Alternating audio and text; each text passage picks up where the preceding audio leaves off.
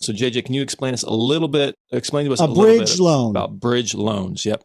Yeah. So a bridge loan, it's what it says. It's what it sounds like. You're bridging the gap from your current home to the new home you're purchasing, right? So if you don't have the money to purchase a new home, you can pull money from your current home. Usually how you do that is with a refinance. You take money out of it or you sell the house. But let's say you don't want to do that. Let's say you have a 2.5% interest rate on your current home and you don't want to touch it right now. Well, you got a bridge loan.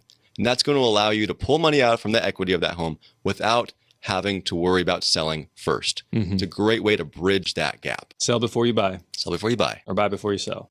There you go. Yes. One of the two. We got buy before you sell. Buy before you sell. Yes. Buy before you sell. So that's one way. And then the other way that you can go about doing this is it's basically the same thing, but it's called a home equity line of credit, right?